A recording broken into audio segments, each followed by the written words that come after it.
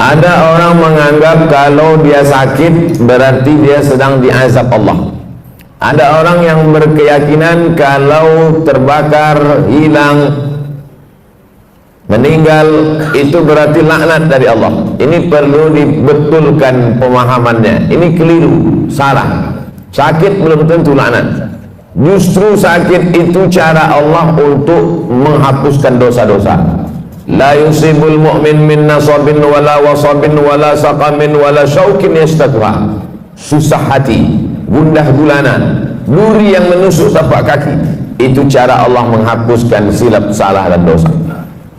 Justru yang dianggap laknat itu adalah dalam kitab judulnya Tanbihul Muhtarin. Tanbih artinya peringatan, muhtarin orang yang tertipu. Ada orang-orang tertipu di dunia ini, maka di situ disebutkan nama penulisnya Syekh Abdul Wahab Asy'arani, ulama besar yang hidup di abad ke-10 Hijrah. Apa kata beliau? Orang yang kena azab adalah orang yang tertidur malam sampai tak sempat tahajud. Nah, itu orang yang sedang kena azab. Tak usah ngaku, diam-diam aja. Siapa yang malam ini tak tahajud sampai tertidur, bangunnya menjelang azan subuh, itulah orang yang sedang kena azab atas dosa di waktu siang. Tapi Allah masih sayang sama dia. Dosanya waktu siang itu diazab Allah dengan tidak menikmati manisnya tahajud malam, diazab Allah di dunia supaya di akhirat nanti tak dapat lagi azab. Dosa orang yang melakukan perbuatan maksiat di waktu siang, maka diharamkan Allah mendapatkan manisnya, nikmatnya munajat, bersujud, berdoa di tengah malam. Nah, jadi banyak yang kita anggap azab sebenarnya bukan azab. Miskin bukan azab, susah bukan azab, risau bukan azab, duri menusuk tapak kaki bukan azab, dilaporkan ke Mabes bukan azab. Saudara yang dimuliakan Allah Subhanahu wa taala, justru azab adalah ketika tertidur lelap sampai azan subuh tiba. Alhamdulillah, malam ini yang paling afdolnya tahajud itu jam berapa Pak Ustaz? Sepertiga malam. Malam itu dihitungnya sejak jam berapa? Dari mulai setelah Isya. Jadi ngitungnya dari jam 8, 9, 10, 11, 12, 1, 2, 3, 4, 5 dibagi 3, 9, 10, 11, 12, 1, 2, 3, 4, 5. Begitu cara membagi malam itu. Maka yang paling afdal adalah 12, 1, 2. Itu makanya ada Ustadz dulu menjelaskan kapan waktu yang afdal sholat tahajud Ustadz? Ya agak-agak jam 2 lah. Tapi zaman Nabi tak ada jam. Dari mana Ustadz tahu jam 2? So, aku tanya-tanya. Dan begitu dari dulu. Cara ngitungnya begitu. Ngitung malam itu dari azan Isya ke azan subuh.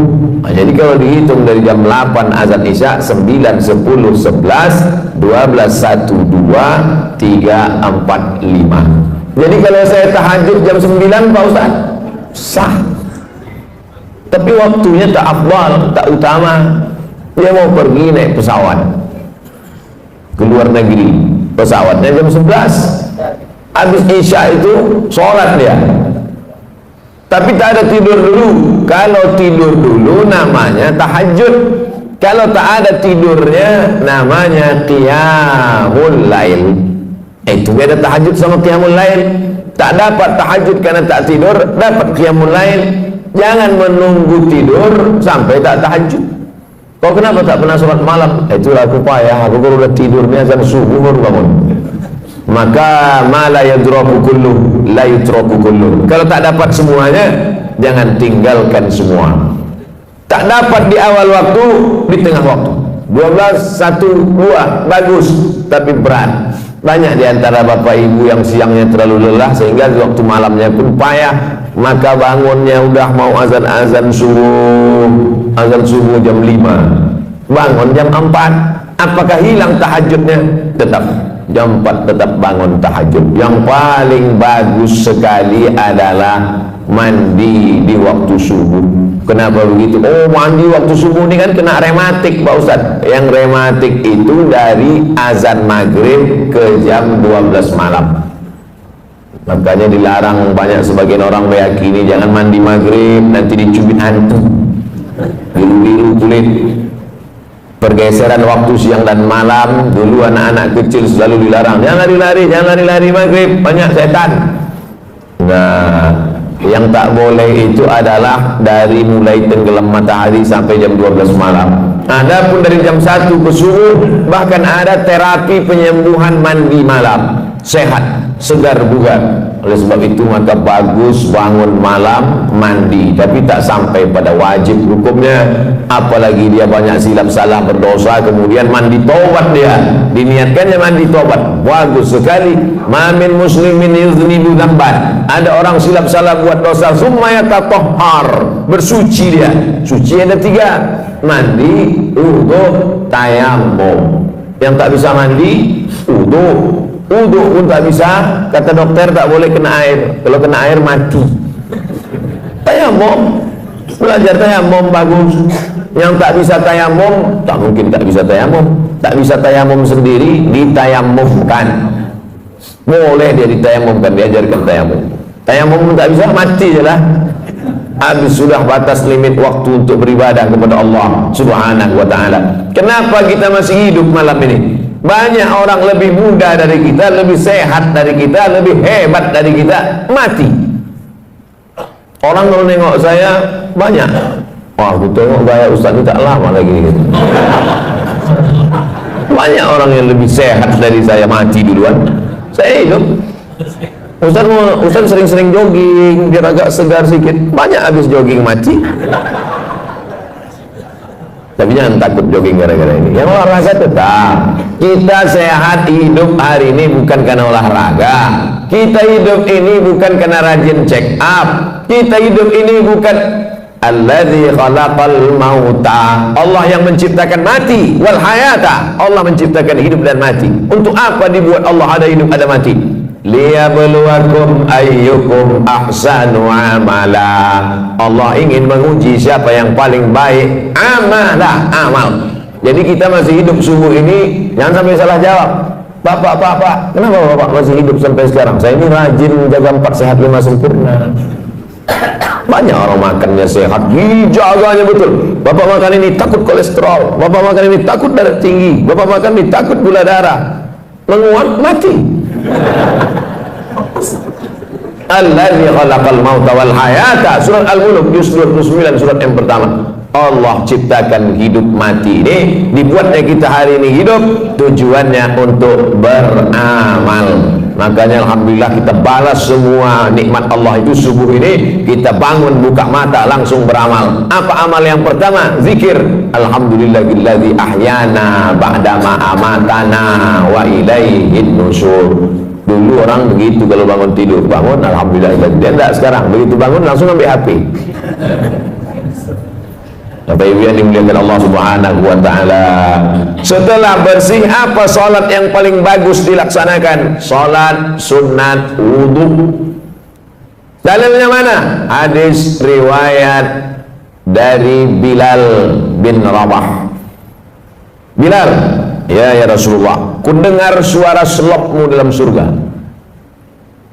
Suara sendal bergesek ke lantai, kresek. Apa maknanya kalau kita dengar suara selop orang? Itu menunjukkan dia dekat, suara selopnya kedengaran. Sebagian orang begitu, ada juga sebagian lagi tak terdengar suara selopnya, tercium bau asapnya. Merokok.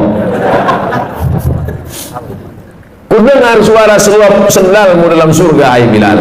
Apa amal kau Bilal? Kata Bilal, aku tak pernah meninggalkan solat sunnah setelah bersuci berwudu.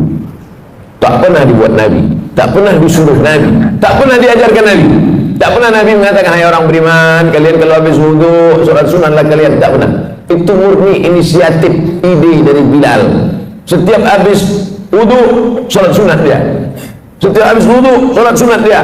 Lalu kemudian Allah tunjukkan kepada Sayyidina wa Maulana Muhammad sallallahu alaihi wasallam, ini balasan amal Bilal. Nabi bertanya, itu bukan Nabi tak tahu, Nabi mau ngasih tahu pada orang yang menuduh bahwa perbuatan baik itu jangan asal dilaksanakan. Nih perbuatan baik yang tak pernah dibuat Nabi tapi disetujui Nabi. Engkau masuk surga gara-gara amalmu wahai Bilal. Maka kita pun kalau mau ikut amal baik, habis wudu sholat sunat. Bagi yang pakai usolli sunnatal wudu raka'ataini lillahi ta'ala. Bagi al-wasliyah pakai usolli, Muhammadiyah tak pakai usolli. Allahu Akbar. Niatnya di mana? Dalam hati. Tak usah berkelahi antara al-wasliyah Muhammadiyah. Kau, aku dua-dua tak pernah buat. Parah. Seumur hidup tak pernah sholat sunat wudhu agak sekali. Walah, banyak-banyak Pak Ustaz, asal setiap habis wudhu sholat sunat wudhu. Bagus sekali. Lalu setelah sholat sunat, ayatnya Pak Ustaz terserah. Faqra'u ma tayassara minal Qur'an. Bacalah apa yang mudah bagimu dari Al-Quran. Ghairil maghdubi alaihim waladdallin. Amin. Apa yang ingat? Kebetulan orang baru balik haji. Ingat ayat haji? Wa atimmul hajja wal umrata lillah. Ayat apa ingat? Ayat tentang kurban Pak Ustaz. Inna a'tainakal kautsar fasholli li rabbika wanhar inna syani'aka huwal abtar. Apa aja ayat yang kau ingat? Itu baca. Kalau tak baca ayat Pak Ustaz, sholatnya sah. Membaca ayat itu hukumnya sunnah. Tak dibacanya ayat sah, tapi parah kali lah itu pula. Baca ayat pun tak bisa. Kalau qul huwallahu aja saya baca Pak Ustaz, sah. Ada sahabat Nabi membaca ayat dalam sunat, solat sunat, dari mulai habis isya sampai azan subuh. Ayatnya tak diganti-gantinya, qul huwallahu. Namanya Qatadah bin Nu'man. Nama kitab yang menceritakan Al-Musnad. Nama pengarang Al-Musnad Ahmad bin Hambal, meninggal tahun 241. Nama kerennya Imam Hambali. Hambal artinya karpet. Orang Medan bilang hambal karpet kan? Coba bawa hambal tuh, hambal. Imam Hambali, Ahmad bin Hambal. Di dalam kitab itu disebutkan, hadisnya sahih. Qatadah bin Nu'man sholat sunat dari isya sampai subuh, ayatnya qul huwallahu, tak diganti-gantinya. Dilaporkan ke Nabi, ya Rasulullah, ini ada orang aneh ini, ayatnya tak diganti-gantinya, qul huwallahu aja. Apa kata Nabi SAW? Innaha la ta'dilu sulusal Qur'an. Qul huwallahu itu sama dengan sepertiga Quran. Dibacanya bolak-balik dari isya sampai subuh, maka dia sudah seperti menghatamkan Quran berkali-kali. Jadi yang hafal qul huwallahu jangan berkecil hati. Ini nilai betul-betul diri Pak Ustaz. Bapak Ibu yang dimuliakan Allah Subhanahu wa taala, setelah selesai salat sunat wudu, bagus lagi salat sunat taubat. Asal disebut tau, terbayang toco. Makan tak salah, tapi makan dalam Islam itu tujuannya liuqima sulbahu, menegakkan tulang belakang. Ini Bapak Ibu bisa tegak tulang belakang ini kan karena makan semalam. Coba kalau tak makan, asal agak mau duduk tumbang. Oleh sebab itu maka masalah makan tak salah. Kulu, makanlah. Washrabu, minumlah. Wala tusrifu, jangan berlebih-lebihan. Lalu kemudian sholat sunat taubat. Usolli sunat taubat raka'ataini lillahi ta'ala. Apa dosa saya Ustaz? Kenapa saya mesti sholat sunat taubat? Dosa saya apa? Dosa engkau karena kau mengaku tak berdosa, itulah dosa.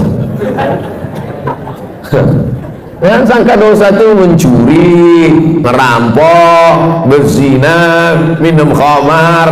Mengaku tak berdosa, itu sudah dosa. Kenapa begitu? Karena Nabi Muhammad SAW, apa kata Nabi?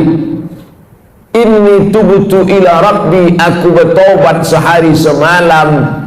Istaghfartu, aku beristighfar sehari semalam akthar min mi'ati marrah, lebih dari 100 kali. Atau kama qala Rasulullah SAW. Apa dosa Nabi? Mana ada dosa dia? Dia bukan pernah buat dosa berzina, makan haram, tak ada dosa dia. Di zaman jahiliyah pun orang jahiliyah menggelar dia Al-Amin, orang paling jujur dan amanah. Ternyata diteliti ulama, kenapa Nabi itu istighfar taubatnya sampai 100 kali sehari semalam? Apa salah dia? Karena dia menghitung lupanya dihitung sebagai dosa. Lupa dia dihitung dosa. Kalaulah lupa kita ini dihitung dosa, tak ada kita masuk surga. Dalam sembahyang pun kadang lupa. Allahu Akbar, nampak kunci dalam laci. Fawailul lil musallin. Kata siapa? Kata imam. Ayat yang kedua, rakaat kedua tadi. Alam tara kaifa fa'ala rabbuka ara'aita. Untung ada yang meluruskan. Tidak selamanya Ustaz itu betul. Yang Ustaz itu salah, diteruskan juga ayat dia. Ara'aita allazi yukadzibu bid-din. Tahukah kau siapa yang mendustakan agama? Bukan orang yang minum khamar. Orang mendustakan agama bukan orang korupsi. Siapa orang mendustakan agama? Ara'aita allazi yukadzibu bid-din fadzalika allazi yad'ul yatim. Kalau ada orang rajin puasa sunat, bolak-balik haji ke Makkah, tapi anak yatim tak bayar uang sekolah, dia diam, itulah orang mendustakan agama. Fadzalika allazi yad'ul yatim wa la yahuddu ala ta'amil miskin. Saya baru dapat video anak kecil bersandar di dinding, digeser sama petugas, jatuh mati dalam kelaparan. Pengamen gembel meninggal dalam kelaparan, tak makan. Siapa yang bertanggung jawab? Dituntut di hadapan Allah Subhanahu wa taala. Walaupun ibadahnya bolak-balik ke Makkah, walaupun haji dan umrahnya banyak. Siapa itu? Fadzalikal ladzi yad'ul yatim. Itulah mengapa Abu Bakar, Umar, malam-malam Umar bin Khattab keliling. Umar bin Khattab malam-malam keliling. Didengarnya suara mak-mak memasak. Kontang-konteng, ditengoknya yang dimasak batu. Kenapa kau masak batu? Anakku menangis, kusuruh diam, dia tak diam, jadi aku pura-pura masak biar supaya dia itu tidur.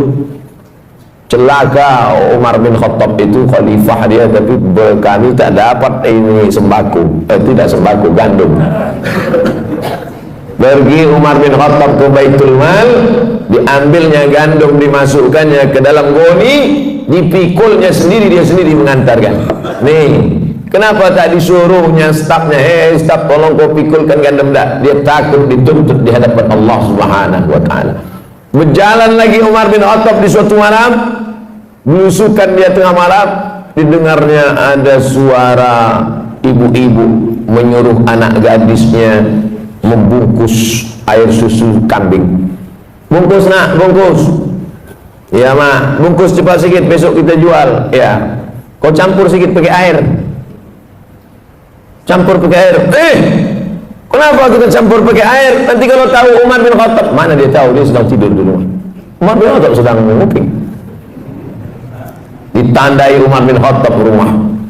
Umar bin Khattab tak tahu. Umar bin Khattab tak tahu mak, tapi Allah melihat. Siapa yang sedang menengok perbuatan kita ini? Dia. La ta'khudhuhu sinatun wala naum. Ditandai Umar bin Khattab rumah, itu rumah. Besok disuruhnya utusan, kau cari rumah di sekian-sekian gang sekian, cari anak gadisnya, mau kita pinang. Untuk anak dia, bukan untuk dia. Itu beda Umar dulu sama Umar sekarang. Yang namanya Pak Umar yang tersinggung lah, tersinggung, sakit hati, melapor juga ke polisi.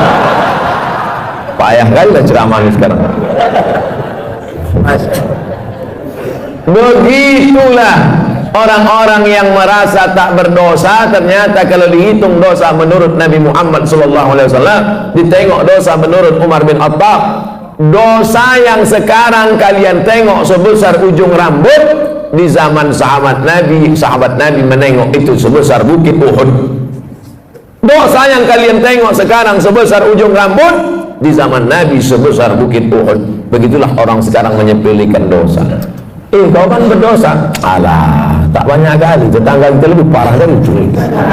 Menyepelekan dosa. dosa besar, dosa kecil, bukan ditengok dosanya, tapi di hadapan siapa dosa itu dilakukan. Bukan ditengok besar kecil dosa, tapi di mana dan di hadapan siapa dilakukan. Ngupil, maaf cakap, ngupil ngorek tai hidung, mana pula dosa? Carilah ayat Quran yang melarang ngorek hidung, tak ada. Tapi coba kalau dilakukan di istana negara, diliput 10 stasiun TV live. Diundang ke istana, dapat penghargaan, pas sedang duduk-duduk ngupil. Semua TV, RCTI, SCTV, MNC TV, TVRI, semua live. Itu jadi berita besar apa besar? Besar. Semua orang menengok. Kalau perbuatan kecil ditengok orang banyak menjadi besar, bagaimana dengan perbuatan kita yang disaksikan oleh yang maha besar? Oleh sebab itu maka jangan pernah menyepelekan yang kecil. Inti yang ingin saya sampaikan, jangan sampai merasa tak berdosa. Kita ini banyak silap, banyak salah, banyak salah. Apa dosa saya? Apa dosa saya? Apa silap saya? Saat kau merasa tak bersalah, tak bersilap, tak berdosa, saat itu engkau adalah orang paling banyak berbuat silap, salah dan dosa. Yang paling afdal sholat sunnah taubat. Yang sudah melaksanakan alhamdulillah, yang belum besok malam mudah-mudahan masih hidup lagi. Setelah sholat sunat taubat, ini mesti nih Pak Ustaz, namanya juga sunat. Ini kan cerita kita nih sunat, bukan wajib. Kalau perintahnya kuat, wajib. Kalau tidak kuat, sunat. Larangannya kuat, haram. Larangannya tak kuat, makruh. Tak disuruh, tak dilarang, mubah. Nah, ini 5 kotak ini jangan digeser-geser. Perintahnya kuat, wajib. Tak kuat, sunat. Larangannya kuat, haram. Kurang kuat, makruh. Tak disuruh, tak dilarang, mubah. Jangan digeser. Yang sunat dinaikkan ke wajib, yang makruh dinaikkan ke haram. Sesak nafas orang. Udah diatur itu semua sama ulama fikih. Nama ilmunya fikih. Orang yang paham fikih itu disebut faqih. Itu tuan faqih itu. Apa arti faqih itu? Entahlah, dari dulu dah gitu. Siapa tanya? Nama ilmunya fikih. Nama orang yang berilmu tentang fikih itu namanya faqih. Jamaknya fuqaha. Sudah begitu menurut para ulama fuqaha. Ya. Kata Ustaz itu tadi fuqaha. Iya, fuqaha. Fuqaha itu apa? Ya, ulama-ulama juga lah. Ada ulama tafsir, ada ulama hadis, ada ulama fikih. Jamaknya fuqaha. Setelah sholat sunat taubat, sholat sunat tahajud. Usolli sunat tahajud raka'ataini lillahi ta'ala. Sholatul laili masna masna. Sholat malam itu 2 rakaat salam, 2 rakaat salam, 2 rakaat salam, 2 rakaat salam.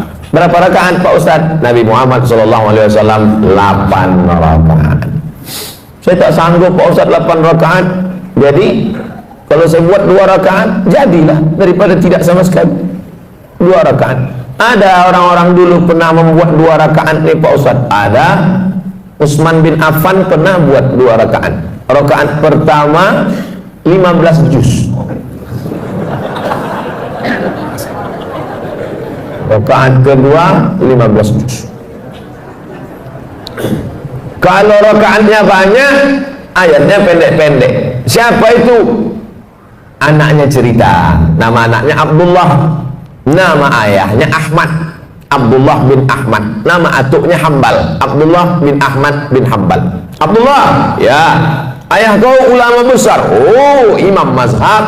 Mazhab yang ketiga, paling tua Hanafi, nomor 2 Maliki, nomor 3 Syafi'i, nomor 4 Hambali. Ayahnya imam mazhab yang keempat di Baghdad, Irak.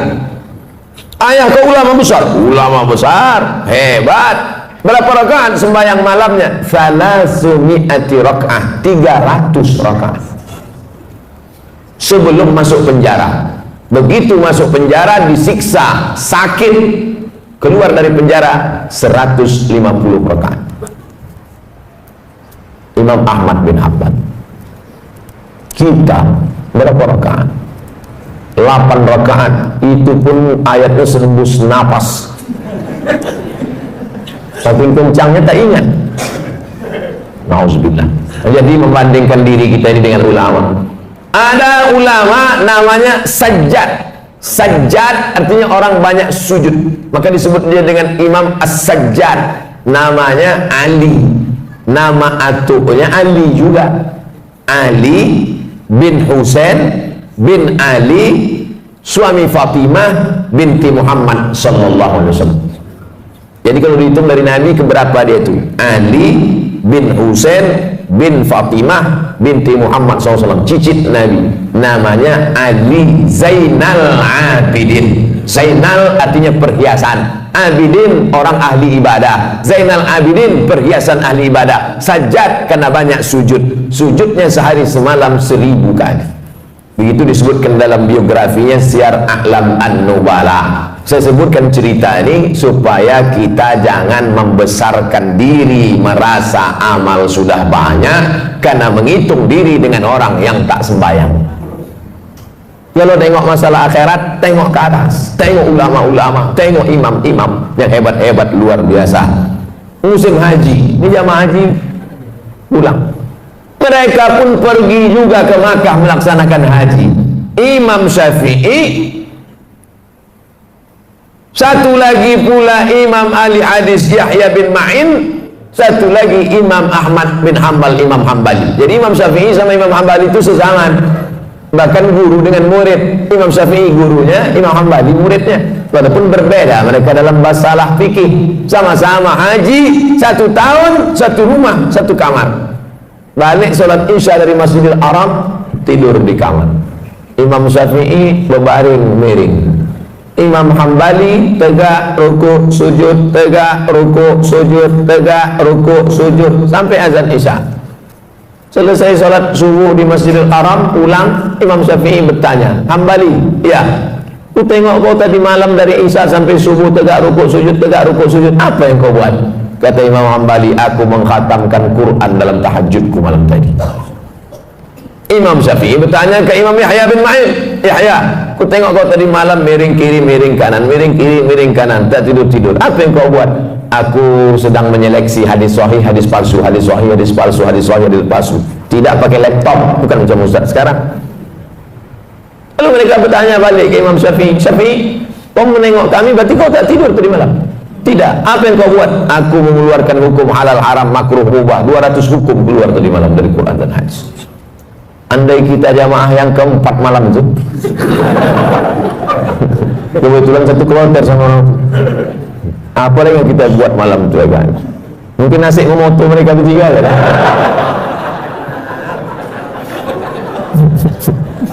Begitulah kita kalau dibandingkan ulama salaf. Itu yang salaf tuh. Salaf artinya yang hidup di abad 3 pertama. Yang kata Nabi, khairul qurun qarni, sebaik-baik abad adalah abadku, tsummal ladzina yalunahum, seabad sesudah itu, tsummal ladzina yalunahum, seabad sudah itu. 3 abad pertama ini disebut dengan generasi salaf. Jadi kalau ada orang sekarang mengatakan saya salaf, salaf kubis. Yang betul itu adalah kita pengikut ulama salaf, bukan kita nih salaf. Salaf kaki 3 ya lah, pengikut ulama salaf kita ini, mengikut akhlak mereka, mengikut ibadah mereka. Kalau kita ikut mereka, maka kita akan bisa bersama dengan mereka dalam surga Jannatul Firdaus. Nabi Muhammad sallallahu alaihi wasallam. Nah, setelah dapat 8 rakaat mengikut Nabi sallallahu alaihi wasallam, Nabi itu 8 rakaat ya. Yang menengok siapa? Istri dia, namanya Ummul Mukminin, ibunya orang beriman, Sayyidatuna Aisyah radhiyallahu anha. Aku tengok Nabi salat. Berapa rakaat Nabi salat? Kata dia 11 rakaat. Karena 8 ditambah 3 ditutup dengan witir. Ij'alu akhir salatikum laila al-witra. Jadikanlah salat malam kalian yang terakhir ditutup dengan witir. Makanya habis tahajud 8 tuh tutup witir. Usolli sunnatal witri salasa raka'atin. Bagi yang mau 3 rakaat 1 salam, tidak pakai tasahud awal supaya tak sama macam maghrib. Tapi bagi yang mazhab Syafi'i dibuat dia 2-1. Witir kan ganjil Pak Ustaz ya. Lalu yang 2 itu apa namanya? Syafa' wal fajri wa layalin ashri wasyaf'i wal watri. Watri ganjil, syafa' genap. Jadi sholat 2 rakaat dulu. Usolli sunnat syaf'i ma'al witri. Aku sholat syafa' 2 rakaat sepaket dengan witir lillahi ta'ala. Habis itu baru sholat witir 1 rakaat. Dia masih 3. Pilihlah. Masjid ini kemarin waktu bulan Ramadan witirnya 21 atau 3 rakaat 1 salam. 21 dengan 3 rakaat 1 salam. Dalam mazhab Syafi'i lebih afdal 21, karena yang 2 rakaat 1 salam itu iftitahnya 2 kali, tasyahudnya 2 kali, lebih banyak amalnya. Tapi saya tak menyalahkan yang 3 rakaat 1 salam tanpa tasyahud awal supaya tak sama dengan maghrib, karena ada juga dalam pendapat para ulama tak perlu mempermasalahkan yang tak masalah sehingga menjadi masalah. Disitulah letak masalahnya. Nah, habis witir, sholat hajatnya kapan Pak Ustaz? Kalau mau sholat hajat bisa sebelum tahajud tadi atau di sela-sela dari tahajud ke witir. Yang penting setelah habis witir tutup selesai. Waktu menjelang azan subuh, apa yang perlu kita lakukan? Wabil ashari hum yastaghfirun. Paling bagus di waktu sahur menjelang azan subuh banyak-banyak beristighfar. Ambil tasbih, istighfar. Astagfirullahaladzim, astagfirullahaladzim, astagfirullahaladzim. Tasbih-tasbih yang tergantung di kaca spion itu cabutlah. Udah lama betul mobil itu bertasbih dah. Jangan sampai mobil itu masuk surga, awak masuk neraka. Cabutlah, cabut. Besok cantik. Astagfirullahaladzim, astagfirullah. Man lazimal istighfar, siapa yang memperbanyak istighfar, 3 balasan orang banyak istighfar. Ja'alallahu lahu min kulli dhiqin makhraja. Kesempitan hidupnya dikasih Allah kelapangan. Wa min kulli hammin faraja. Kesusahannya diberikan Allah kesenangan. Wa razaqahu min haitsu la yahtasib. Dikasih Allah rezeki dari jalan yang tak disangka-sangka. Hati susah senang bukan karena harta, karena banyak orang kaya raya mati bunuh diri karena hatinya sempit. Orang yang disempitkan Allah dadanya, dipendekkan Allah pandangan matanya, sejengkal saja dia menengok dunia, mudah stres, depresi. Angka bunuh diri terbesar di dunia bukan di Indonesia, bukan karena PHK, bukan karena tak ada kesempatan kerja, bukan karena miskin rakyat jelata. Angka bunuh diri terbesar di dunia di Eropa dan Amerika yang kaya raya. Kenapa? Stres, depresi. Mereka pakai mobil mewah, pakai baby Benz, pakai BMW, kena penyakit insomnia, tak bisa tidur malam. Orang kita naik sudah kok tidur sampai ke Simpang Marendal, padahal mau belanja ke Simpang Limun. Bayangkan itu. Bapak ibu pikir tidur ini masalah sepele. Berapa banyak orang kaya tak bisa tidur, makan pil tidur. Betul tak cerita? Oleh sebab itu kalau ada kawan tertidur, diamkan aja. Itu dia sedang dalam nikmat yang besar. Bapak ibu yang dimuliakan Allah Subhanahu wa ta'ala. Oleh sebab itu maka Allah Ta'ala beri kelapangan hati kepada Nabi Musa alaihi salam dalam doanya, Rabbi syrahli, lapangkan dada ni ya Allah, karena dunia ini penuh dengan masalah. Nabi Muhammad SAW juga dilapangkan Allah dadanya. Apa kata Allah? Alam nasyrah laka, minta kelapangan hati. Kalau cerita masalah sempit sekarang ini, saya yang paling sempit hati saya. Saya sedang dilaporkan. Tapi kena didoakan oleh para jamaah, terutama yang paling banyak mendoakan saya. Ayolah panitia masjid subuh nih.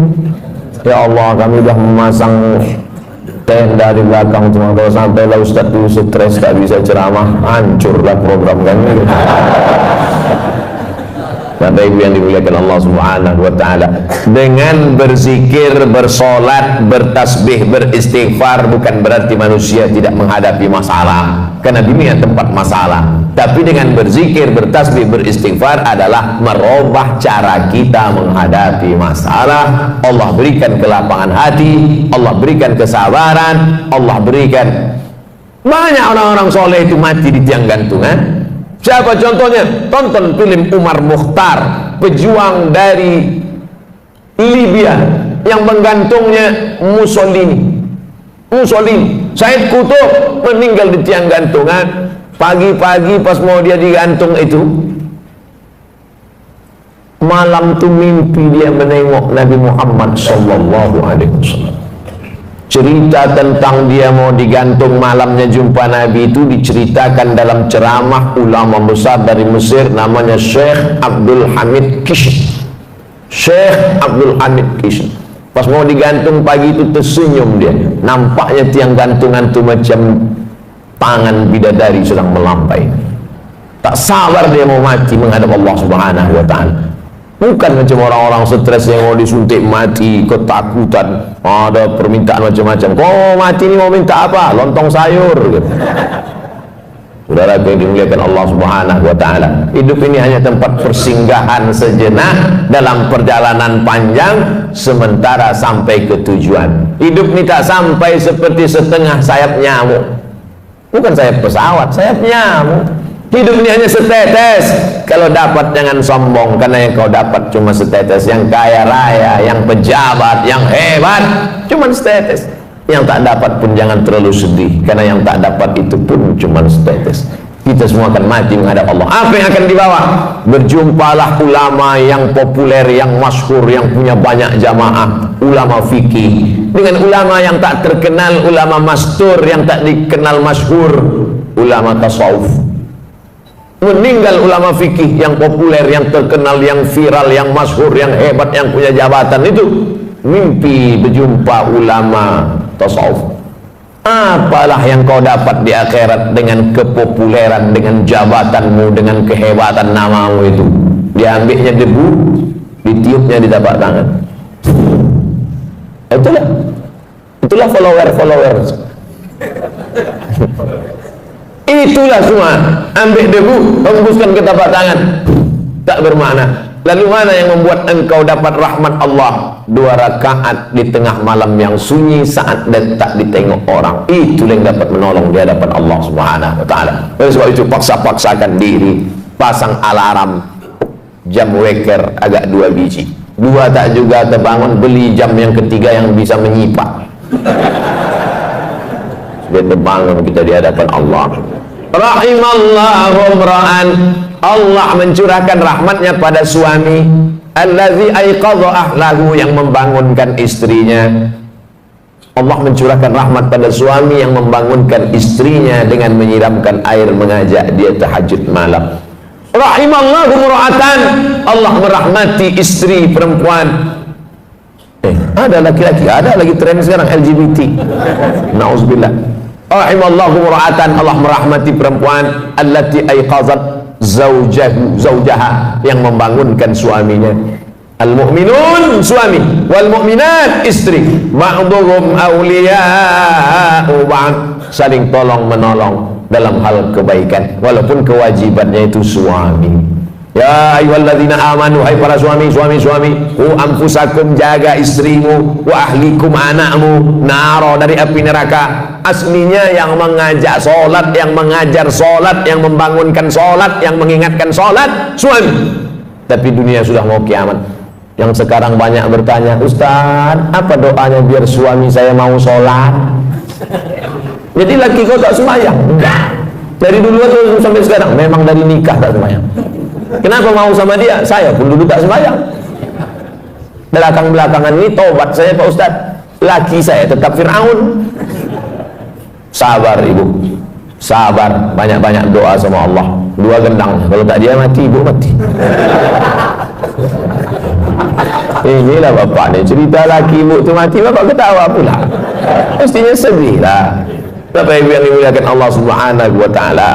Sampai pada akhirnya azan subuh pun berkumandang. Tahanlah kita dengan wudhu tadi. Kalau wudhunya batal, diganti tajdidul wudhu, memperbaharui wudhu. Kalau saya ragu, Pak Ustaz, batal apa tak batal? Batal apa tak batal? Al-yaqinu la yuzalu bisyak. Keyakinan yang kuat tak mungkin dirusak oleh ragu.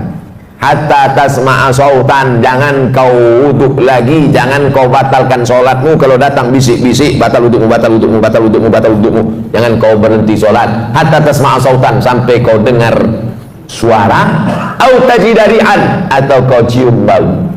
Dengar suara, tercium bau, baru batal. Tak ada suara, tak ada berbau, tak batal. Tak bersuara, bau, batal. Kadang kita ini kan diganggu-ganggu setan, udah batal. Itu memang kerja setan. Jangan disalah-salahkan setan. Kenapa setan ini gini? Itulah kerja aku, itu dia. Itulah kerja dia, SOP dia. SOS, standar operasional setan. Nah, azan subuh ke masjid, rakaat al-fajri, 2 rakaat qabliyah subuh, khairun minad dunya wa ma fiha. Siapa yang paling kaya di dunia ini sekarang? Bill Gates, yang punya Microsoft. Siapa yang paling kaya di dunia ini sekarang? Yang punya Yahoo, yang punya Google, Facebook. Siapa yang paling kaya dunia ini sekarang? Yang paling kaya sekarang adalah kita, karena kita sudah dapat dunia dan seisinya. Qobliyah subuh. Yang tadi qobliyah subuh. Yang tadi tak qobliyah subuh, masbuk terlambat. Boleh qobliyah subuh setelah sholat subuh, tapi jangan di masjid. Balik ke rumah, qobliyah subuh, qadha, diganti. Tapi yang tiap-tiap subuh. Sekali-sekali. Kalau tiap-tiap subuh itu namanya hobi. Usolli sunnatas subhi raka'ataini qabliyatan. Ayatnya rakaat pertama qul ya ayyuhal kafirun. Rakaat kedua qul huwallahu ahad. Kenapa itu ayat yang dipilih? Qul ya ayyuhal kafirun. Kau boleh tetangga dengan non-muslim, kau boleh sekantor dengan beda agama, tapi sebelum matahari terbit kau sudah kuatkan akidah, wala ana abadu ma abadtum wala antum abiduna ma abud lakum dinukum. Jadi rakaat kedua kuatkan benteng, Tuhanmu bukan satu, bukan dua, bukan tiga. Qul huwallahu ahad, Allahus somad. Meminta hanya kepada dia, Allahus somad. Siapa dia? Lam yalid wa lam yulad walam yakul lahu kufuwan ahad. Habis itu barulah sholat subuh. Kalau qabliyah subuhnya saja lebih baik daripada dunia dan seisinya, apalagi sholat subuhnya. Kalau sudah sholat subuh macam sholat Jumat begini, ini tanda Palestina tak lama lagi akan merdeka. Tapi jangan subuhnya ya. Bapak Ibu yang dimuliakan Allah, Allah bisa karena biasa. Dari kecil terlonjak-lonjak, sudah besar terbawa-bawa, sudah tua terubah tidak.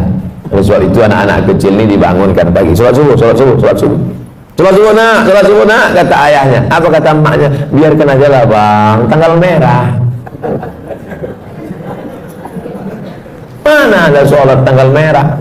Oleh sebab itu maka dididik dia, kalaulah sempat dia nanti tua agak-agak nyasar, agak-agak salah jalan sikit, tapi nanti teringat dia. Mungkin bapak bukan ustaz, tak pandai berceramah, tak pernah mengajar dia ya ayyuhallazina amanu, tapi tangan bapak menenteng tangan dia, asal mau ke masjid tarik dia, nanti sampai masanya diingat itu. Saya berjumpa sama promotor musik. Promotor musik tahu sendiri lah, band itulah sembahyang dia.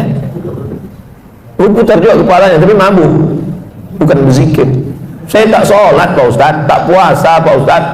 Kalau sudah membawa grup musik tur 6 bulan, dari mulai Aceh, Medan, Riau, Jambi, Palembang, Lampung, Bengkulu, 6 bulan. Tur lagi Kalimantan, tur lagi. Sampai akhirnya suatu petang duduk saya di atas pentas musik, mau show nanti malam, habis masang-masang lampu segala macam. Pas matahari mau tenggelam, nampak saya merah di ufuk barat, terdengar suara azan. Allahu Akbar, Allahu Akbar. Pas sedang itu teringat saya almarhum ayah menenteng tangan saya ke masjid dulu waktu kecil. Saya tinggalkan semua, tawat saya.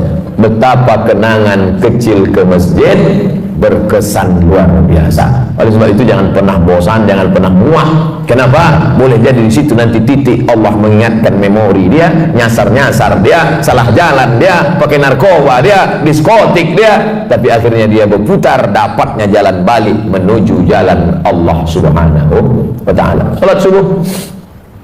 Ustaz besok jadi imam ya? Jangan dulu, suara saya ini sedang keras. Suara berceramah ini keras, dibawa menjadi imam macam kopi kering bunyinya. Alhamdulillah. makmum di belakang macam tak ada aja imam lain. Kita tahu diri, mentang-mentang petantang Ustaz, silakan maju Pak Ustaz. Iya, kita ukur diri kita, ada imam yang lebih layak maju, biarlah imam tetap aja Pak maju. Yang kedua, saya tak mau maju ini petantang takut salah adab. Rupanya di masjid itu tak pakai kunut, awak berkunut. Rupanya masjid itu berkunut, kita tak berkunut. Gara-gara kunut, kata jamaah, Ustaz itu tak berkunut, tak usahlah kita dengar ceramah. Kunut ini hukumnya sunat ab'ad dalam mazhab Syafi'i. Kalau lupa baca kunut, sujud sahwi. Imamnya lupa, sujud sahwi, makmumnya ikut sujud. Allahu Akbar, subhana man la yanamu wa la yashu. Maha suci Allah yang tak tidur dan tak lupa. Allahu Akbar, duduk, sujud lagi, subhana man la yanamu wa la yashu, baru salam, assalamualaikum warahmatullah, menurut mazhab Syafi'i. Rupanya masjid kita tadi berkunut. Allahumma hdina fi man hadait, makmum tinggal amin, 5 amin. Allahumma hdina fi man hadait, amin. Wa'afina fi man afait, amin. Wa tawallana fi man tawallait, amin. Wa barik lana fi ma atait, amin. Wa qina bi rahmatika syarra ma qadait, amin. Sisanya tak diaminkan, baca sendiri. Fa innaka taqdi wa la yuqda 'alaika wa innahu la yadhillu man walayta wa la yu'izzu man hadayta tabarakta rabbana ta'ala falakal hamdu 'ala ma qadaita astaghfiruka wa atubu ilaik. Tutup dengan selawat. Wa sallallahu ala sayyidina Muhammadin nabiyil ummi wa ala alihi wa sahbihi wa baraka wa sallam. Tak hafal Pak Ustaz, gerak-gerakkan air mulut. Doa sunat, diam aja. Yang wajib itu rukun Fatihah. Sunnah baca, tak bisa baca, diam, ingat Allah Subhanahu wa ta'ala. Lalu kemudian setelah sholat pula kita tak keluar masjid. Ma min muslimin yuznibu dzanban man shallal ghadata fi jama'atin, siapa yang sholat subuh berjamaah summa qa'ada yadhkurullah, habis sholat dia tak keluar masjid tapi duduk berzikir. Majelis ilmu ini majelis zikir, karena yang kita bahas, kita ceritakan tak ada lain Quran, hadis, pendapat ulama. Quran, hadis, pendapat ulama. Siapa yang sholat subuh berjamaah duduk berzikir mengingat Allah hatta tatu asam, sampai terbit matahari. Mudah hitungnya. Sekarang maghrib jam berapa? Jam 6.39. Nanti sholat isyraq mulai jam 6.39. Tapi tak berlaku di Saudi Arabia. Ini untuk Indonesia tropis.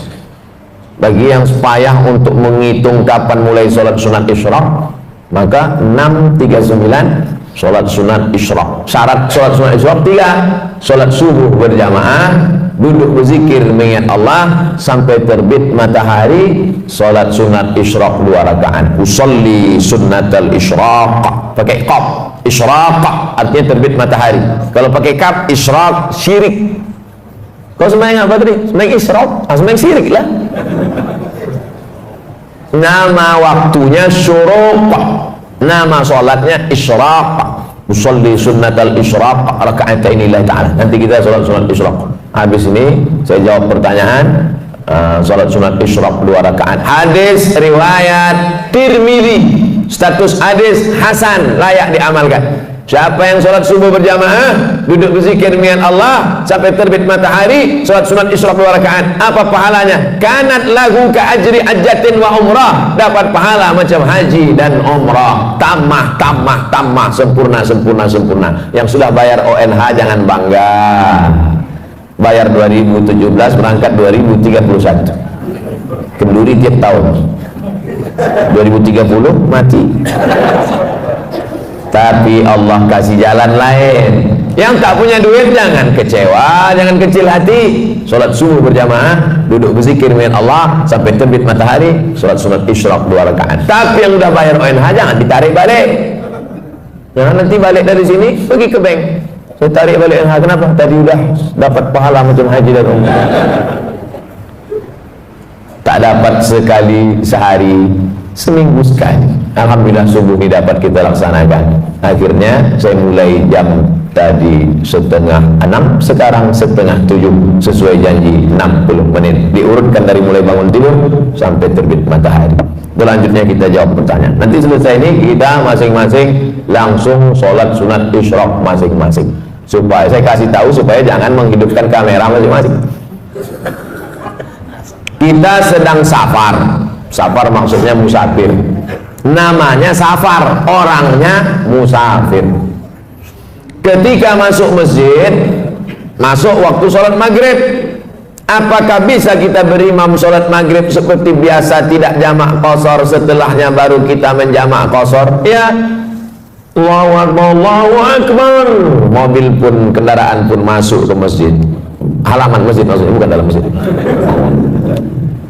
Banyak sekarang orang kalau musafir itu habis itu pergi balik, rupanya numpang kencing aja. Sholat maghrib ya, maka bapak dan ibu ikut sholat maghrib sama si imam tuh niatnya jamak qashar, jamak takdim. Setelah salam dia tegak. Kalau sendirian qomat sendirian. Kalau kebetulan rombongan angkat satu jadi imam. Sholat isya jamak qashar, jamak takdim. Dah selesai. Kasusnya sekarang zuhur. Pas zuhur ikut imam jamak qashar, jamak takdim. Berapa rakaat? 4. Tapi qashar 2 Pak Ustaz. Kenapa 4? Karena imamnya mukim. Imamnya mukim. Al-imam ju'ilal imam liyutam nabi. Imam itu diangkat untuk diikuti. Kita ngikut imam. Imamnya 4, kita pun ikut 4. Nanti setelah salam tegak lagi jamak qashar, jamak takdim, asarnya 2. Zuhurnya 4 karena ikut imamnya mukim. Tapi karena saya ustad, imam itu tak mau maju. Tengoknya saya, Ustaz sholat, silakan maju Ustaz. Saya bilang saya ini musafir, bapak yang mukim lah jadi imam. Tak apa-apa Pak Ustaz, Ustaz lah tetap maju. Akhirnya saya maju, sholat zuhurnya saya 2 rakaat, tapi makmumnya tetap 4. Assalamualaikum warahmatullah. Saya musafir, makmumnya mukim. Makmum yang mukim itu tegak menambah 2 rakaat. Jangan bingung, ini banyak makmum bingung. Tengoknya imam salam, aku salam apa tidak ya? Nah, begitu kalau musafir. Berapa jarak kilometer musafir nih Pak Ustadz? 89 kilometer. Medan kisaran 160. Medan Pekanbaru 600. Yang tak percaya hitung sendiri. Setelah sholat Idul Fitri, Idul Adha, apa boleh kita sholat duha? Sholat duha waktunya terbuka dari mulai syuruk lewat 15 menit 6.39 sampai 10 menit 15 menit menjelang azan zuhur. Zuhur 12.32 kurang 15, 12.15. Masih ada waktu duha. Jumlah rakaatnya tidak terbatas, unlimited edition. Tapi katanya ada yang mengatakan 2 rakaat Pak Ustaz. Hadis riwayat Abu Hurairah, Ausani Khalili, orang yang kucintai berpesan padaku jangan tinggalkan 2 rakaat. Katanya ada yang mengatakan 8 rakaat Pak Ustaz. Hadis Ummu Hani, Nabi sholat 8 rakaat. Katanya dia mengatakan tak berbatas Pak Ustaz. Riwayat Aisyah radhiyallahu anha, karena Rasulullah SAW yusalli 4 raka'atin thumma yazidu ma syaa. Nabi menambah sesuai kehendaknya. Jadi yang 2 ada riwayat, yang 8 ada riwayat yang batas. Jadi Idul Adha, Idul Fitri kapan mau dia laksanakan ditambahnya lagi, maka tetap boleh sholat duha. Apakah batal wudhu suami istri kalau bersentuhan Pak Ustaz? Aula mastumun nisa, kalau kau menyentuh perempuan, menurut mazhab Hanafi tak batal, karena makna la mastumun nisa di situ bukan menyentuh kulit. Maaf, cakap makna la mastumun nisa jima, berhubungan kelamin baru batal. Hanafi. Mazhab Maliki mengatakan bersentuh kulit kalau bersyahwat baru batal, kalau tak ada syahwat tak batal. Kebetulan kawan-kawan saya dari Muhammadiyah pakai majelis tarjih, mereka tarjihkan mazhab Maliki ini dalam masalah bersentuhan. Makanya dia sebelum pergi ke kantor salam, mama, papa pergi dulu ya, sampai di kantor sholat duha aja. Kau tak wudhu lagi? Tak batal kok, aku tak nafsu sama dari waktu salam. Mazhab Syafi'i makna lamastumun nisa, bersentuhan kulit, bernafsu ataupun tak bernafsu batal. Al-Wasliyah pakai mazhab Syafi'i, makanya asal bersentuhan batal. Apalagi tinggal di Medan, Sungai Deli, di tepi sungai, air banyak. Saya jelaskan tiga-tiga ini supaya kita tak berkelahi masalah ini. Nanti datang orang jamaah tabligh dari India, Pakistan, Bangladesh, mazhabnya Hanafi, tak kita salahkan. Dia misalnya jalan sama istrinya, lalu kemudian pegang tangan, lalu kemudian dia soal, oh ini aliran sesat ini. Karena kita berwudu, dia tak berwudu, selama masih ahlu sunnah wal jamaah. Ustadz sendiri pakai yang mana? Saya pakai mazhab Syafi'i. Asal bersentuh batal, saya wudu balik. Asal bersentuh batal, saya wudu lagi. Tapi dia tak salahkan Hanafi dengan Maliki. Guru-guru saya di Maroko mazhabnya Maliki, gimana mau saya salahkan mazhab Maliki? Salah mazhab Maliki, murid durhaka lah saya. Saya pegang mazhab Syafi'i. Apa kelebihannya kalau Ustaz pegang mazhab Syafi'i dalam kasus ini? Setan tak bisa menggoda. Habis salaman, saya wuduk lagi. Datang setan, wuduk kau batal, wuduk kau batal, wuduk kau batal. Dah, aku dah ambil sembahyang. Tapi kalau tak wuduk lagi, wuduk kau batal karena tadi kau nafsu. Tidak, ada sikit gitu. Semoga Pak Ustadz dirahmati Allah. Amin. Pak Ustadz, saya ibu rumah tangga, umur 52 tahun. Bagaimana cara menjaga istiqomah? Sering-sering ziarah kubur. Apalagi yang suka ke mall, sering-sering nengok ziarah kubur. Pergi ke tempat belanja, shopping, mengejar dunia. Mau itu, mau ini, mau itu, mau ini, sampai tas kulit, baju, 3 lemari. Mati, habis diambil bini abang tu yang baru. Tapi kalau kita mengingat mati, secukupnya hidup bersahaja. Adapun kelebihan duit, berikan, bayarkan sekolah anak yatim, kasih makan fakir miskin, membuat kita istiqomah. Sering-sering menengok orang sakit, sering-sering menengok orang mati, sering-sering mengingat mati, hidupkan pengajian-pengajian. Siapapun ustaz yang berceramah ke masjid ini, datang, duduk, diam, dengar. Ngantuk-ngantuk sedikit, diampunkan Allah SWT. Apa hukum menyambut tahun baru Pak Ustaz? Tahun baru Hijriah sepakat ulama diawali pada masa pemerintahan Umar bin Khattab. Ketika itu gubernur namanya Abu Musa al-Ash'ari berkirim surat, malu kita tak punya kalender. Akhirnya bermusyawarah sahabat, ditetapkanlah 1 Muharram sebagai tahun baru Islam, Hijrah namanya. Adapun Masehi, kita baru pakai kalender Masehi sejak Republik Indonesia ikut anggota PBB. Dulu nama kalendernya itu kalender Julian, karena Julian itu adalah kaisar Romawi yang membuat kalender Julian. Bulan 1 dibuat nama patung, namanya Januari. Januari itu kepalanya 2. Carilah patung Januari di internet. Patung Januari, kepalanya 2, satu ke muka, satu ke belakang. Itu maka dibuat dia bulan 1, karena dia meninggalkan 2019, menatap 2020. Romawi punya, sebelum Nabi Isa alaihissalam. Lalu kemudian kalender Julian ini diambil dari Romawi, dibawa ke Vatikan Roma pada masa Paus Gregorius. Makanya kalender itu berubah, sekarang namanya menjadi Gregorian Calendar. Dari Kaisar Julian ke Paus Gregorius. Ketika terbentuk PBB, Persatuan Bangsa-Bangsa, bingung mau pakai kalender mana. Akhirnya disepakatilah pakai kalender Gregorian Calendar. Dikirimkanlah ke seluruh dunia memakai kalender. Supaya sepakat, jangan sampai salah tanggal. Nanti jangan sampai PBB pakai Gregorian, Indonesia pakai Hijriah.